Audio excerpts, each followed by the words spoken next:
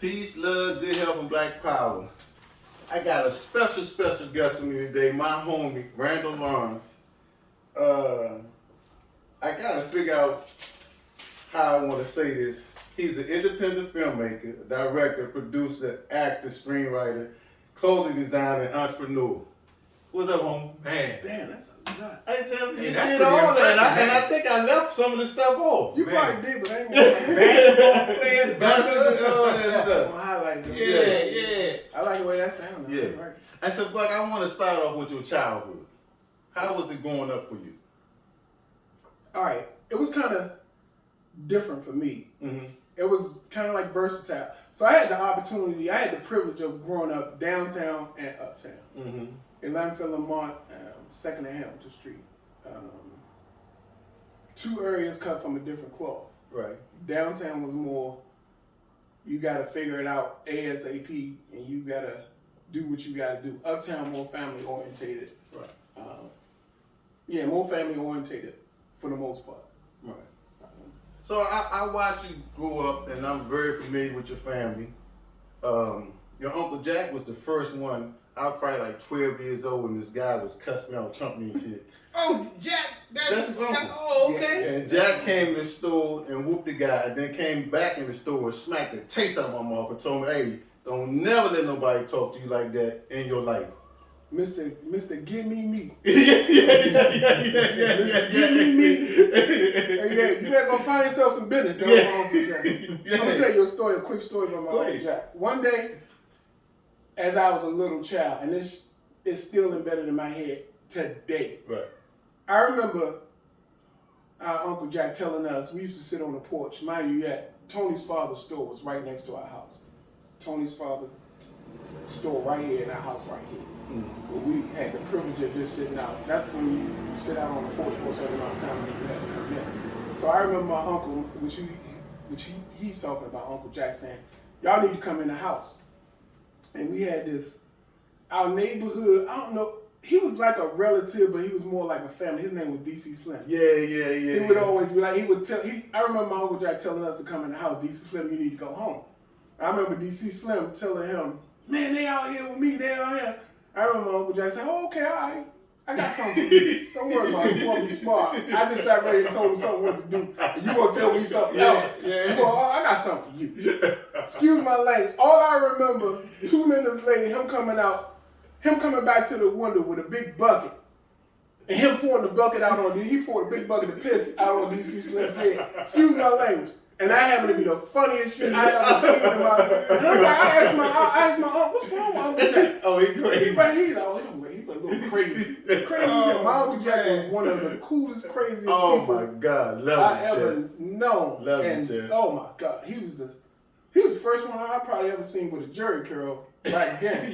But then before you know it, everybody else started getting Before it. NWA. Yeah, he was slick though. He was bad. He was bad. Yeah, that's my Uncle Jack. And so watching you grow up, Buck, I remember that at one point you kind of had gotten to the streets, but at the same time when you was in the streets, you also was a phenomenal basketball player. I don't know if people know this about you, but I watch you stunt under the rim and just jump up and dunk, no run, none of that stuff. I was like, this dude, only you and Kevin Perry, the only people from the neighborhood I seen do that. The basketball stuff came from, again, the versatility of growing up downtown and uptown. Uptown was more structured. Well, I'm not even going to say that. Downtown was structured with basketball, too. Right. Because we got Lily Bella came out there. Hell yeah, I'm gonna tell you today. Uptown more or less. Wink came out there. Uptown more or less was, all right, I'm going to teach you how to play. Right. Basics. Right.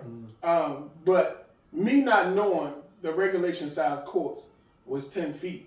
I grew up, my first couple of years of basketball, our regulation size court was 12 feet, and I thought it was the norm.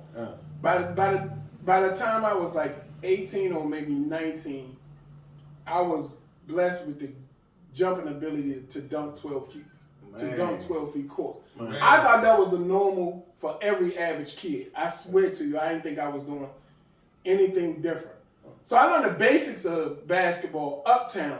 But when I got downtown, when I tell you, brother, everything downtown is a totally different animal. Totally different animal. I grew up in the neighborhood where you had to know how to do something downtown. Yeah. Our neighborhood basketball, we had Linda DeBella, we had Winkman, we had Greg Jones.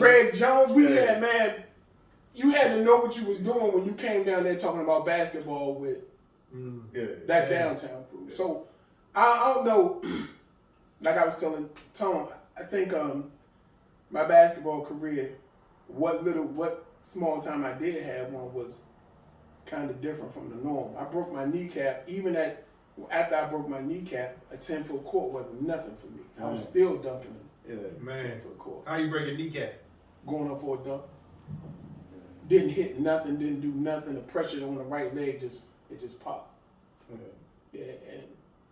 And so, Buck, I remember you being, man, a fantastic dresser. Let's talk, because how did you get into that? I remember you won best dress at Roosevelt, 12th grade year. And you used to have a store on Georgia Avenue too, right? Don't sidestep me. I won it twice. Yeah. Okay, my fault.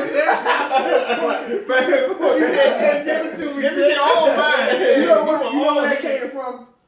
And you can vouch for this. Yeah. My mother didn't allow me to go out the house looking any kind of way as far as like when it came to school. Yeah. Like, if anything up until this day, I'm probably still scared of my mother to a certain. My mother called me right now. What you doing now? I need you to come up here. Mom, okay, I'm on my way. Hey, Mom, what's up? I just need you to take out that trash. Right now. That's my mom. That came from my mother. Like, right. My mother would always make me put on white shirts. So I'm like, well, you know what? Well, let me just, I'm gonna go out half. I'm gonna go out all the way. Let me make it a silk shirt, or maybe let me make it some leather shoes or something like that. You know, back in the day, that was huge back in the day. Hey, Buck, while we talking, how many cowboy boots did you have, man? Cause I never seen like I see. Fetish with that. Yeah. When they was in style, I never seen you wear the same boots. 12. I don't know. Probably maybe about when I was about maybe 10. Yeah.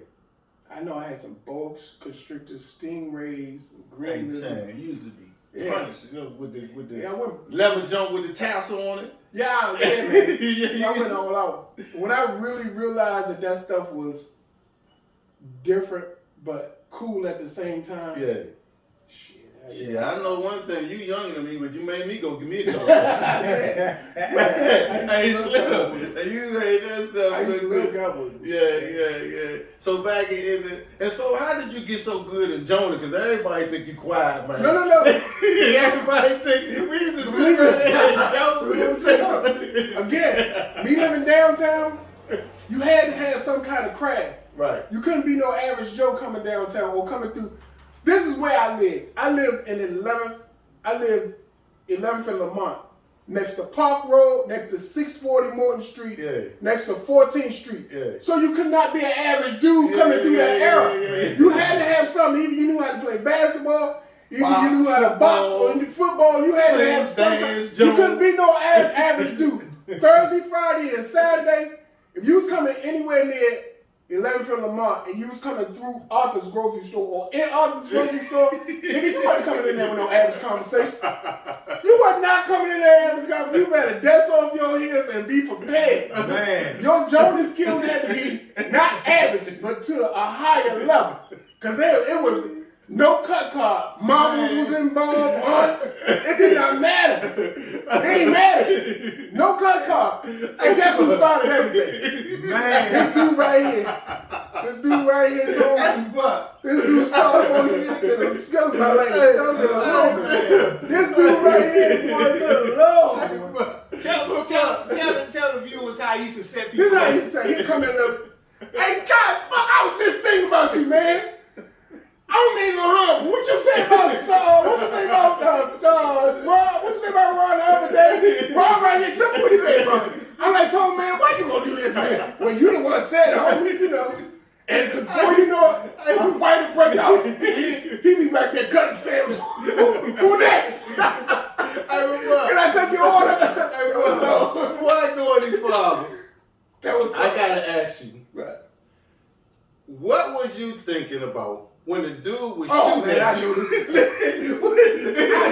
Because I did the show and I was telling people one of the craziest things I ever seen in my life was a dude running while shooting and the other dude running behind him throwing hooks. I never. So the dude shooting at you, he take off running, and you running behind him. What? Because what was? When I tell you had to be a special kind of cat to live down 11th Street, the dude that was shooting the gun, he wasn't no special kind of cat. We knew that from the jump. That nigga wasn't gonna bust a blow pump. But he was shooting. That was 12 or 22. Back then I was jacked up with money. I wasn't thinking about no 22 bullets. I wasn't thinking about what I think about. All I was thinking about when he was popping in my mind, I was like, I'm gonna smack this shit out of you and catch it. The dude shooting at him running like this and Buck running behind him like this. And that was the craziest thing. And I tell people, you know how people built like he wasn't built like that. How you gonna shoot a gun running and get caught? Nah, man, you can't shoot no gun. You gonna shoot a gun, you gonna shoot. He should pow, pow, pow, pow. I said, if I was a kid, I wasn't no tough dude. You can get away though.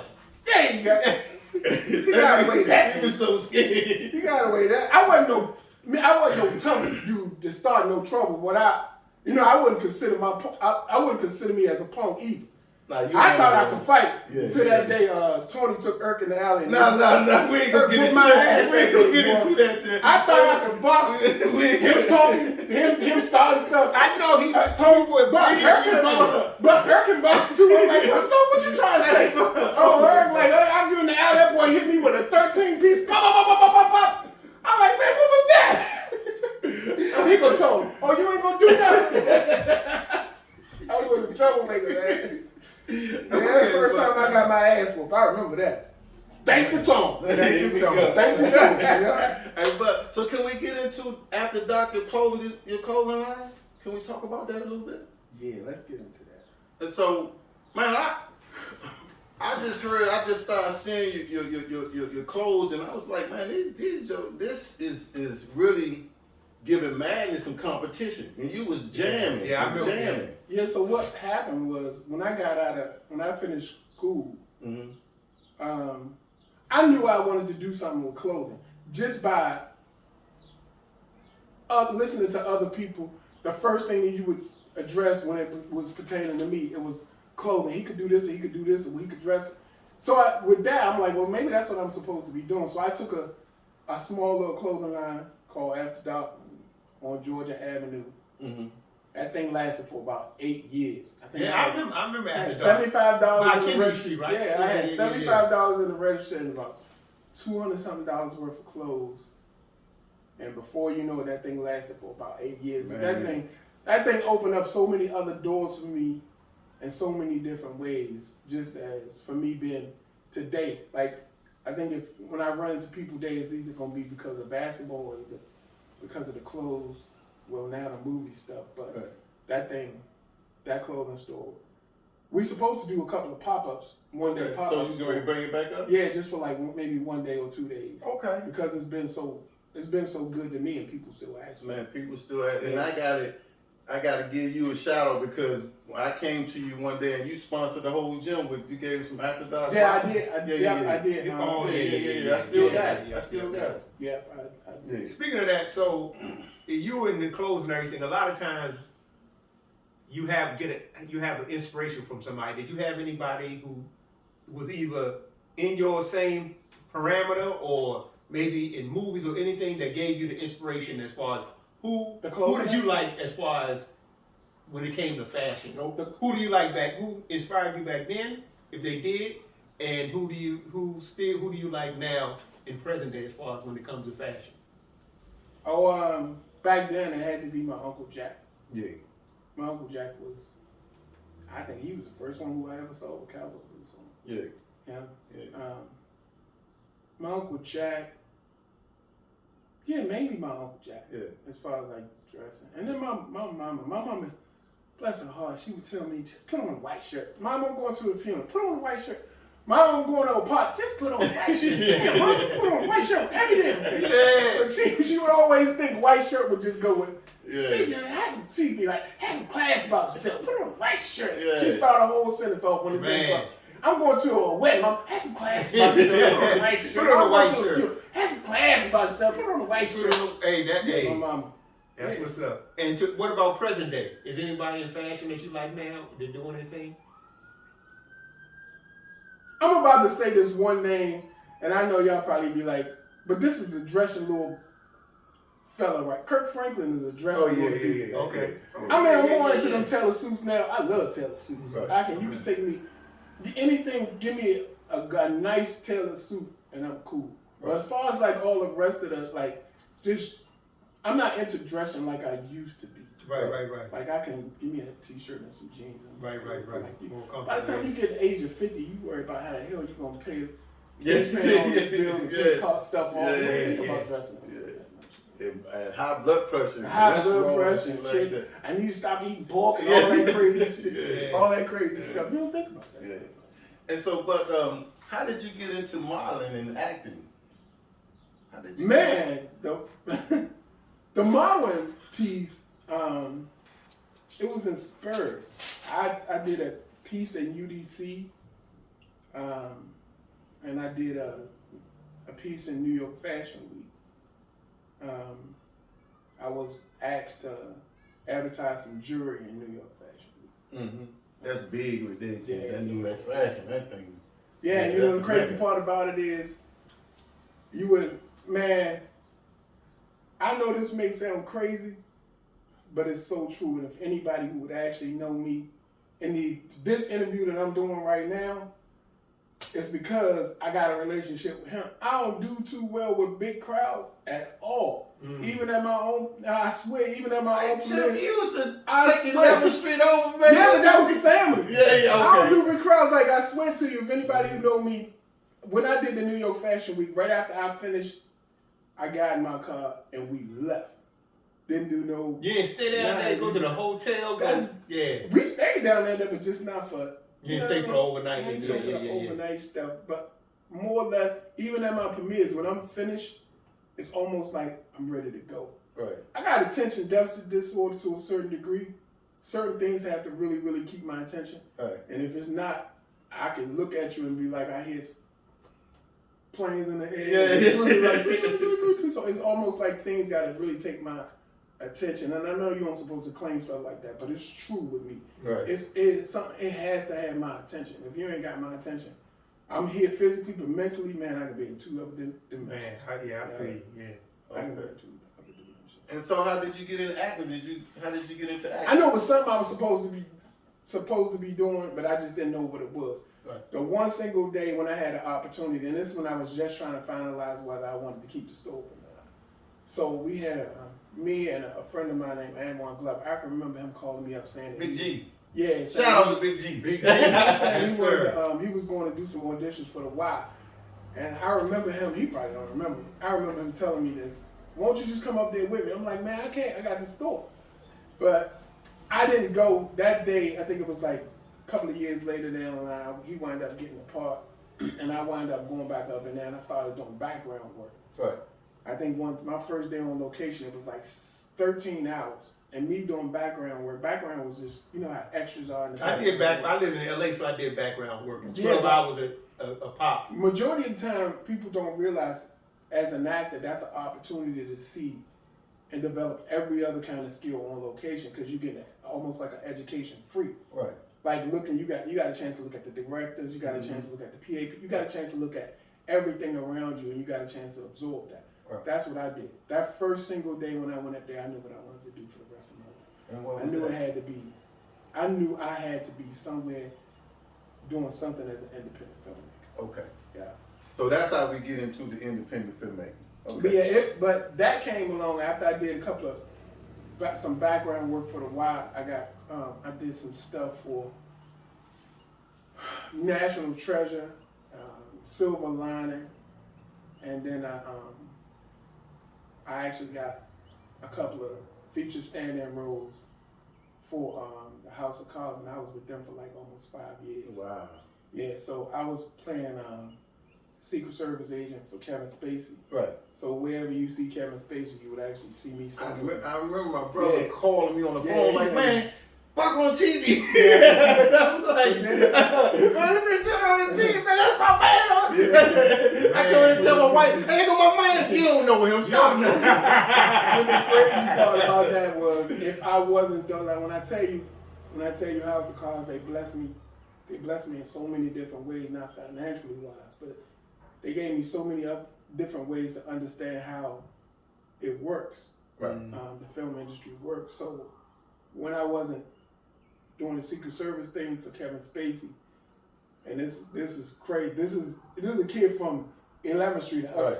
I was doing stand-in for Marshall Ali, the guy that plays Remy. Right. I was his stand-in. Right. So when he wasn't there, or before he would go on, I would stand in for him and everything that they would want him to do. They would run it past me first, and then when he came in, they would show him what I just got finished. So that's what a stand-in does. Yeah. Oh, okay. And I built a relationship with him, and then I was also Reggie Cathy's stand-in, the guy that plays Freddie in the House of Cards. He just died recently. Right. But the Marshall Ali, what was his? He famous for? He's famous for Remy, but now he's famous for everything. What's the last movie he was in? Green Book. He was in another. He wasn't in the joint, the Blue Moon. Yeah. You know what I'm talking about. Yeah. That was an independent. That's him, right? Yeah. Okay. Jesus, I forget that. The Moon joint. The Moon. It begins with. It's gonna come to me. But that movie was an independent film, and it actually played in Harrisburg, PA. That movie played. Only one theater showed that movie. Mm-hmm. And after they showed that movie, I don't know how the ratings went. That movie went off the charts. Yeah. Everybody had me watch. It's gonna come to me. Okay. So, but being an independent filmmaker, did you have any roadblocks? Was it hard? Oh yeah, it's always. I'm still at that point right now. It's always the hardest thing about being an independent filmmaker is making that one hit to be noticed. You know what I mean? So I'm on my fourth independent film now. Right. No sponsorship, no nothing. No financial backing, no nothing. It's all about finding people just like me who has love for the craft to move forward. So with me, not only, and I piggyback from what I was just saying, if I wasn't doing those two, working with Remy or Reggie, or doing the Secret Service stuff on the House of Cards, I had the privilege of working with this director called Gary Jones.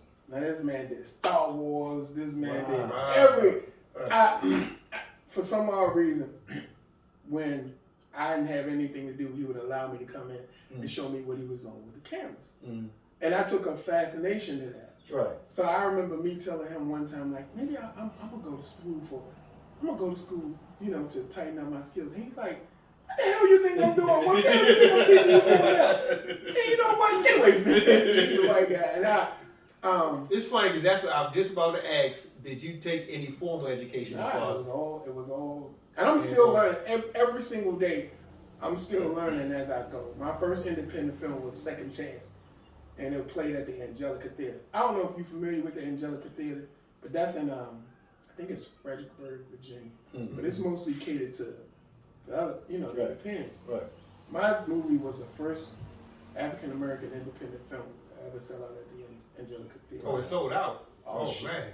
That movie theater held 300 something people. I think about 625 people showed up at that. Wow. Yeah. They were sitting in the middle of the aisles and everything. And the lady who ran the place, she would not turn nobody down. Man. She wouldn't turn nobody. Even though it was 5 heads in there, she wouldn't turn nobody down. That's wonderful. Yeah, she wouldn't turn nobody down. And so, but I started a boxing gym, and when I first started the boxing gym, I thought, since I was catering to kids, people was gonna be throwing money at me, and it don't work like that.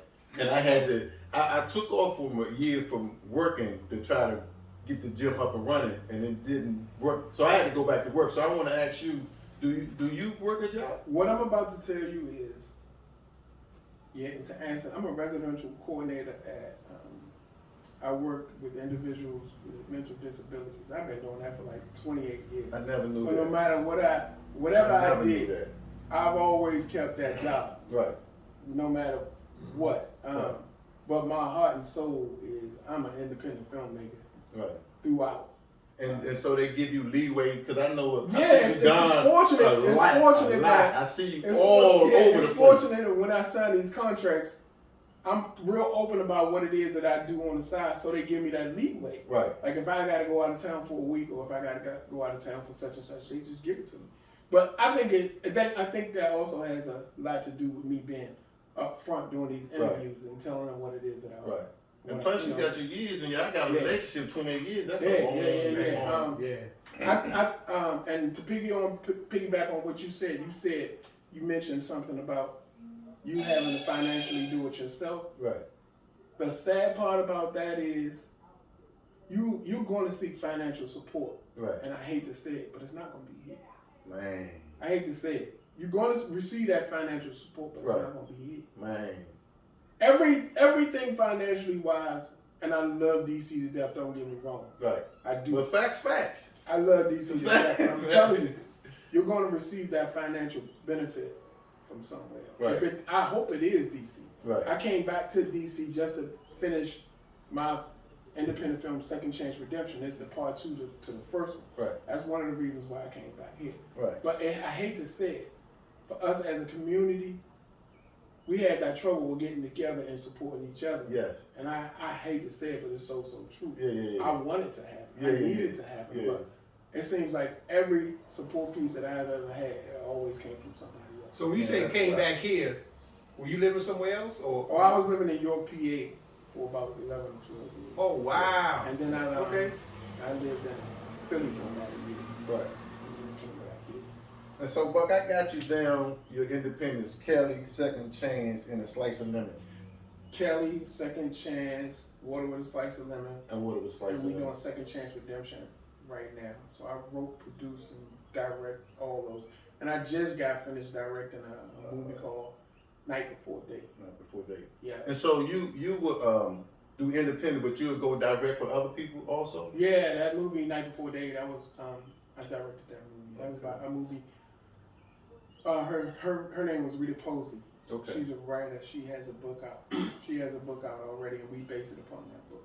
Okay. Yeah. And so what is, with your experience and everything you're doing and even trying to go forward, what is your long-term goal in this field, and what is? I'm about to tell you what my what's the ideal for you?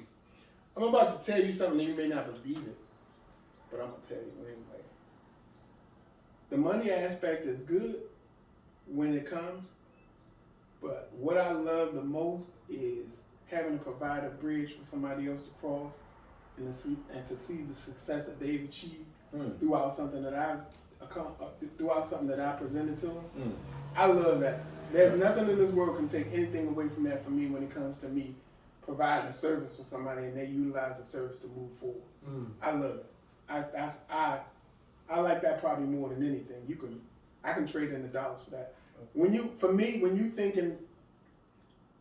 take the spotlight off yourself and give it to somebody else, everything that you want in life will come back to you. That's big. Yeah, That's I think everything. That's what's up. I think everything else will come back to you.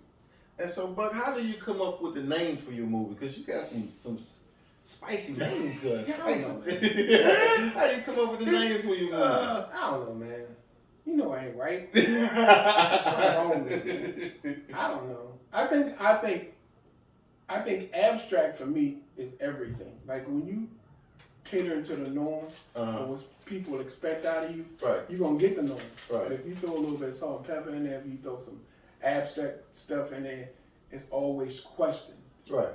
And when you get those questions about why this and this, now you got the attention. But if it's average, you ain't gonna get nobody's attention.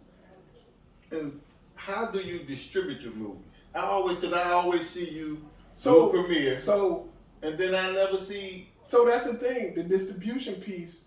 For me, I have all the rights to my movies right now, and I don't knock anything against anybody. I'm waiting for me to meet that right specific buyer, so I can sell myself as a writer, producer, and director. Right. I can't. Where I grew up at, I can't function with no 70-30 deals. You take 70 and I take 30. Right. Last time I checked. When you doing your movie. Yeah, last time I checked, 2 + 2 was 4. I should be on that 70 end. And you should be on that 30 end. Yeah. So you think you doing me a favor, but I'm giving you a token as me being a writer, producer, and a director. But you think I'm slow. Or you think I'm... But you know what? I'm glad you said... It's funny you say that because I just watched it today. It's a European lady named... a white lady named something Day. And she was talking about Master P was...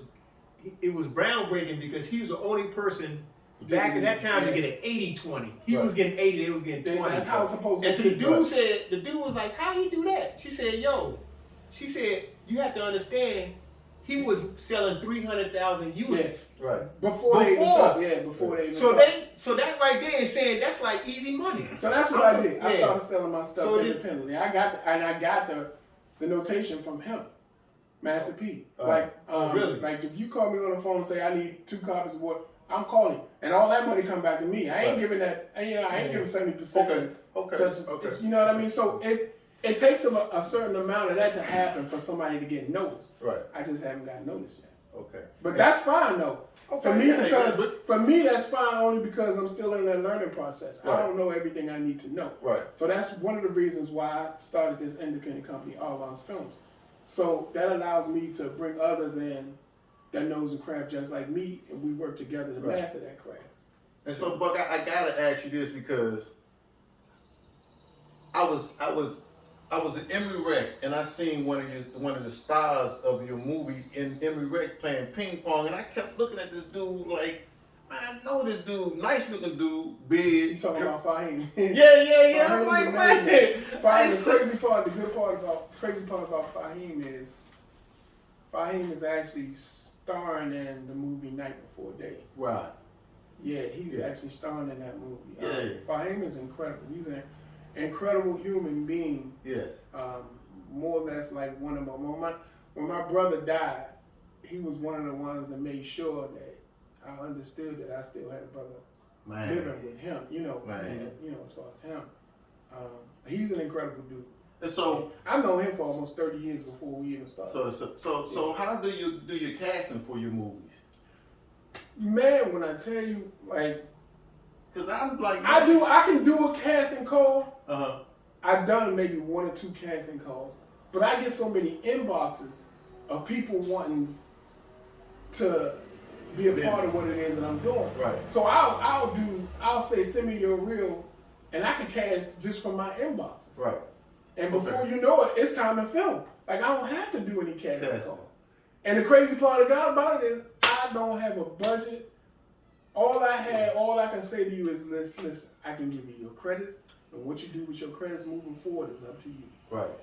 But if it just so happens that we get a budget in the future, then I can pay you on the tail. And so some of the people you know, but some of the people you don't know. A lot of the people I don't know. Right. It's just the fact of them having the faith in what it is that I'm doing right now. Right. And believing in it. And they want to be a part of it. And so tell me this. I'm going to send my Man. Hey, Tony. I haven't had to do I can pick up and not to sound sarcastic. No. I can pick up the phone and literally call my cast right now, the people who I know, and tell them to meet me in California. Right. In 45 minutes or an hour, however it might take long to get in, they will be there. Yeah. That's the loyalty that I got. Wow. Wow. Yeah. So how, I'd like to ask some bridging questions, like how did you growing up around 11th Street and then, as you said, Uptown, how did that influence your decisions in life, and how did it influence you as far as when it came down to this film? So when I tell you, and I don't know if you believe, I think he might believe in it a little bit. I was lucky. I could have went either way. I was lucky as I don't know what. I was lucky. I knew I was different. I just didn't know how. I knew I was supposed to be doing something else. I just didn't know what. You know what I mean? But when I did find out, again, like I said, I did that stuff with The Wire. I knew from the moment that the day I left, I was supposed to be doing something in the films. But if you was to tell me when I was 18 or 17 that I was gonna finish school, have a clothing line, be an independent filmmaker, be a single father, I'd have looked at you. I wouldn't believe it either. Crazy. I wouldn't believe it either. You talking about Joe is still alive. Man, I kept hearing, man, Buck doing this and Buck doing that. And I'm like, Buck, my Buck. I couldn't. Oh, man. Again, but I'm gonna tell you, I think what motivated me more to move forward with everything that I've done, it's about what I was saying, like me supplying the services for somebody else to move forward. Yeah. That makes me feel. That make me. If I'm seeing somebody else on TV, but yeah, they was in one of my own projects, man, I'm sitting right here because I know where that came from. When they sent them that reel has my work with on that component for them to get that other job, and the reel is stuff that you've actually did with another director, all combined into one. It's almost like I know I had something to do with it. You know what I mean? Right. And that makes me feel. And that's like I've always been the dude. If you was to ask me for anything, I'd give you my shirt off my back. I'm more of a giver, not a taker. If I'm taking, it's something that I don't even see that I'm doing, but I'm more of a giver than anything. And that's what, again, like I said, that's actually what makes me into the person who I am today. Again, I just love to see people succeed in so many different ways if I got anything to do with it. And you haven't went Hollywood on, like, when the first time you was calling me like, man, I'm too good. I understand. Like, I've seen all these people on the show. I know this dude. Somebody ain't calling me. Like he wouldn't think that I wouldn't do it. I was almost offended. Yeah, I was like, man, Slim too big. He called me one day, suck a nigga like you. That's how we talk to each other. I'm like, why you ain't call me? You done called everybody. I'm hanging up the phone. I'm thinking like, I'm hanging up the phone. I'm like, he don't think I'm serious. Yeah, I just thought you, man, you doing all this big stuff, man. Now, one of the things that I said, when I do get on this show, maybe I'm gonna keep it at a minimum and not talk about everything. Yeah, he told me. When I tell you, it was some time. I'm gonna tell you this one story. And you're gonna be like, we had this egg fight for about 3 days, right? We going to the store. 3 days, egg fight, straight egg fight. We going to the store. I'm like, John, let me get two. His spot. No, I ain't gonna sell no more. I ain't gonna say no more goddamn eggs. I'm looking like, ain't no more eggs back there. We done bought all that. I know you ain't gonna sell us no more because we done bought all of that eggs. We had egg fight for about 2 or 3 days. Wow. 2 or 3 days in that block, man. The older generation versus the younger generation. His daddy sold us all the babies. So when I tell you, I couldn't have had a better upbringing. Man, I always tell everybody about the 11th Street, man. Boy, I'm telling you, that I could write a movie with that storyline right there. Yeah. But I'm telling you, you had to be cut from a different sleeve to come through 11th Street. You could not be no average Joe to come through, especially on those Thursday, Friday, on those Saturday. Man, it was survive. You wasn't gonna survive. You was not there, and if you just so happen to walk. Come in Arthur's grocery store. Oh man, you might have to take that. Why you keep saying Arthur grocery store? It's true. Especially this nigga right here was working right here. Especially this nigga right here. The first one, I don't mean no harm. Then you say about 2:30 on January 4th. Right, it was sunny outside. Right up there in the phone booth. You know I ain't trying to start the trouble. Then you say you got nothing. Then you say you know such and such album on that time. Well, there you go right here. Or you go in there and fight like what? Man, there you go right now. He be ready like he ain't done nothing. Man, I got a couple more questions. You have a lot more questions. Go ahead. What's your favorite movie? Anything with Sidney Poitier in. Anything with Sidney Poitier? Okay.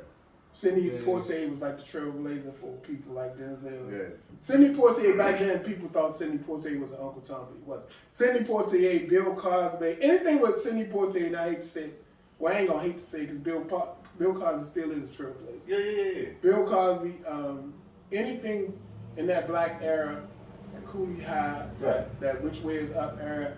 All of them set the tempo for black actors today. Okay. And I can appreciate. Most people didn't understand what Sydney was doing back then, but Right. Sydney was opening the doors for. Man, Sydney was smacking white people. Yeah. Sydney, Oh, like Mr. Sydney's acting skills, but people fail to realize before the directing or the producing stuff, I idolize the acting skills first. Right. That's what I look forward to doing in the future is more acting. But Sidney Poitier is, yeah. On that note, so who's your favorite director? Director now? There's so many different directors now. Now or the past? In the past, Bill Cosby and Sidney Poitier, because not only did they produce their stuff, they directed. They directed their stuff, right. And they did a lot of things that black people were not supposed to do back then. So I take appeal to all of that stuff. If you had a movie that you could do over yourself, out of all the movies To do over, which movie would you? To do over, Yeah. I don't know.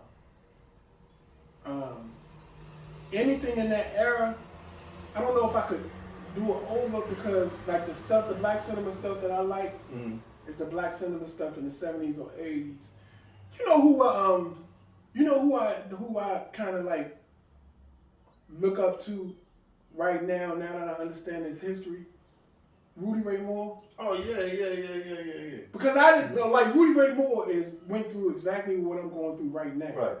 He did everything independently when they told him that he couldn't. Right. He did everything independently. He financed his own movie, got a loan from such and such, did everything himself. And I didn't know that. I didn't know all of his stuff was produced, written by him, funded by other people, but he did it his own self. Yeah. When Eddie Murphy highlight, I think right now Eddie Murphy is probably one of my favorite actors because he's so versatile. Yeah. But when he introduced us to the Rudy Ray Moore story, I looked at Rudy Ray Moore a lot different. I see him. When I see him, I see me. And speaking Don of Cheeto too, I love Don. Don. Yeah. Speaking of one of the most underrated actors. Oh yeah. Especially when he did Petey Grant. Petey. Yeah, that was a good one. Yeah. Now, so speaking of independence, a lot of people, because of how YouTube is now, I haven't seen as much, but it's a lot of YouTube series.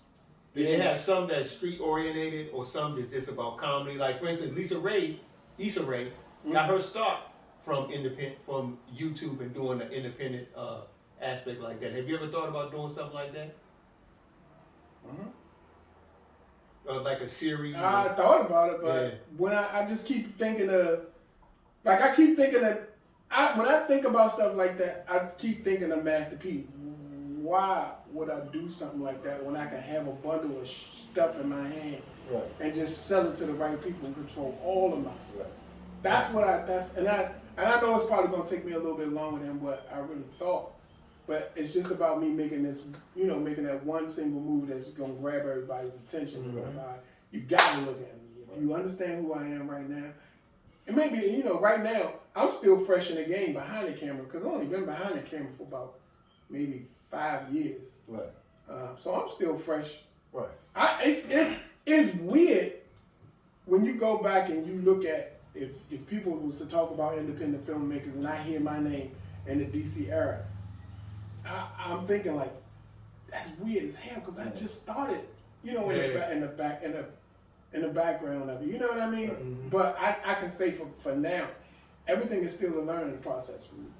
Every single day, I can sit right here and get phone calls on people wanting me to give them advice, and I go, "Why the hell you want advice from me?" Like, why? But I still give them as much as I can. Right. But everything with me is still a learning experience for me. Everything about independent filmmaking, everything is me as a man, everything is with me as a friend, everything with me as a father, everything with me as just a human being is still a learning experience. Yeah. And so in the DC area, only somebody I know is you and Mitch Cradle. No, we got Kareem. Yeah, Kareem one of the Moore. youngest, the twins that went to That's Kareem Moore. Kareem was doing it. it before I was, and Yeah. he made phenomenal work. Oh, really? The twin on Kennedy. Yeah. Kareem Moore. He was from Kennedy Street. Yeah, I ain't got that. Kareem, Mitch. It's a lot of. Yeah. It's a lot of. So what advice would you give to somebody who trying to get into this industry? If you in a relationship, make sure you talk it over with your spouse. And that's crazy for me to say because when you going into the independent world and you trying to really make something happen when you're in a relationship, not only does it affect you, it affects the next person because it takes up a whole lot of your time. You would think that you was probably married to your craft or in a relationship with your craft.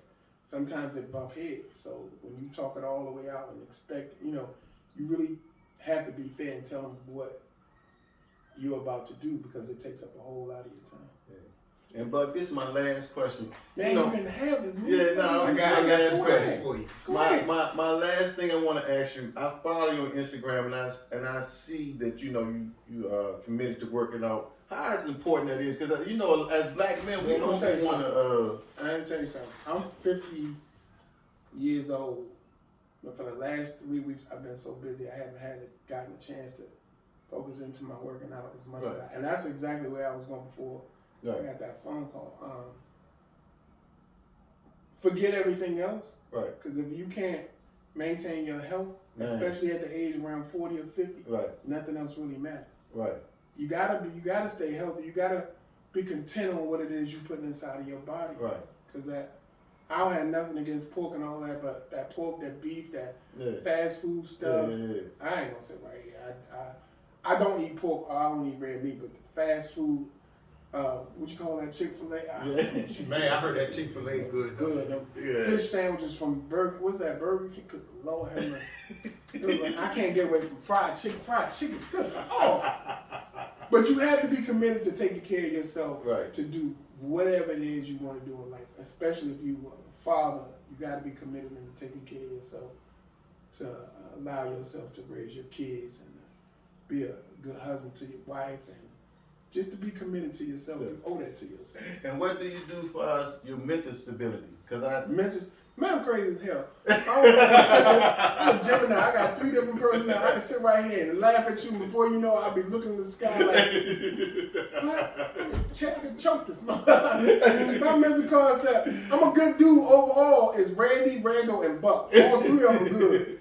My mental concept, man, I love who I am. I love the fact, you know what I really love? I love the fact when people see me, they happy to see me. Yes. I love that stuff. But you can tell when a person don't, oh, here come this motherfucker. I'll never want that. I never want that. The good thing about how I was raised, I was, again, like I said, I was raised uptown and downtown. But throughout that era, I had the era to mix and mingle with everybody. And throughout that time of me mixing and mingle, I left good rapport with everybody. Yes. So if I decide to go southeast or southwest, what's up, fam? What's up? That makes me feel good. If I was beside a dude, I know a dude ain't never, he down met, man, here come this mother. Man, what you doing with this mother? I'm like, oh man, I can't hang with you no more. I got a reputation. I like something.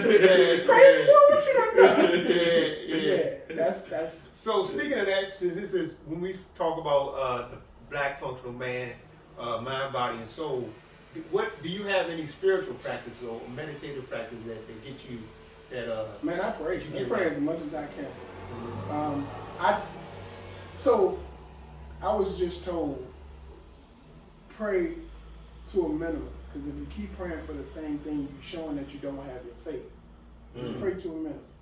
You know what I mean? Pray for whatever it is that you want to function in your life to move forward. And just keep it at that. Don't keep praying for the same thing. Because it shows that you don't have faith. If you really have faith in God or whoever it is that you believe in, pray to a minimum. You know what I mean? Pray to the minimum and work. Pray to him and work hard.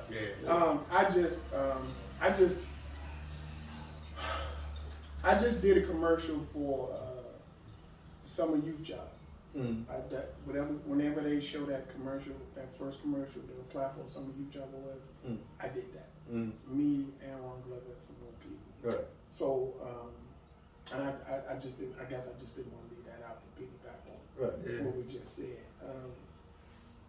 I still pray for stuff every single day. It may not be the materialistic stuff. I pray for me to continue on being a decent dude, because that's real important for me in life. You can take all that other stuff away. I am content on trying to be, or wanting to be, continuously a good dude. Yeah. You know what I mean? Yeah. That means a lot to me. When I first realized that people have a good relationship with me, and I really realized what that meant, every single day I try harder to be a good dude, to stay out of people's way, to stay out of people's conversation, not to talk negative about people, not to do, or try to, hinder nobody else's career, whatever I can do to move forward or help you move forward, for you to help me to move forward. That's what I try to do. Even if I don't speak to you in about 10 years or 5 months or whatever it is, I want people to always know, man, regardless of what they may say about him or what you know him for, I know him for as being a good, solid dude. That's what You good, Shane? Yeah, I got one more. Go ahead. So we like I said, about the functioning man and manhood. What is your definition of a man? Yo, let me tell you something. For me, is whatever it is you believe in, move forward with it regardless of what. Taking care of your family, taking care of yourself, not putting yourself first before anything. If you believe in God, put God first before anything. If you in a relationship with somebody, be faithful to your relationship. Be honest with yourself. Yeah, being honest and truthful with yourself. Pay your damn bills if you can. Yeah. And being humble. Yeah, man, I know I'm leaving a whole lot. Let me tell you something. It takes a whole lot to be a good, decent man. I know that may sound crazy. I mean, that sounds right on time. It's easy. I think people think it's too. Yeah, the problem is people think it's an easy job. The easiest part about not being a decent guy is messing up everything. That's the easiest. People can do that real easy. But the hardest part of being a decent dude is trying to do the right thing every single day, because you may not know if it's the right thing. You know what I mean? Yeah. And opening your doors, not literally opening your doors, but opening your heart to help people. Yeah. That's everything. Yeah. Like, to help the next person. And truly knowing what the definition of loyalty is, and friendship, not just slandering those words out just to be slandered. You know what I mean? Yeah. So, and I'm missing half of stuff. Please like and subscribe to the channel, Buck. We really appreciate you coming on the show. Man, yeah. I appreciate you. Man, I really appreciate you. Always give God the glory. Buck, you want to say anything to get on, Buck? Hey, Buck, man, I need you to holler at Big G. I want to get Big G on the show. Man, listen. Okay, me and you. That man don't even answer the phone when I call, so I don't know. Like, that's another thing. That you see him on the street, then holler at him there. That man answer the phone when I call. I call him 110 times. The only time we call it, we see each other. When we see each other, that's when we embrace each other. That's when we help each other to move. But I don't know. Your guess is just as good as mine. I don't know. Catch him, I don't know. Man, I don't know what to tell you. I don't know what to tell you, bro. I come back on the show again if you want me. Next time I might just start cussing all through the whole show. Okay. We're gonna have a show. Have a 11th Street reunion. Have Mark. What? We're gonna have all the 11th Street shows. Man, you had to understand. We're gonna have Big Chris, Boogie. We're gonna have the whole crew on this show. type of environment that was back in the early 80s on 11th of the month. Good God Almighty, we had a blast. It was a special time. You gonna sign us out, Tony? Yeah, we out, baby. Hey, hold on. Mind, body, and soul. The goal is to die young as late as possible.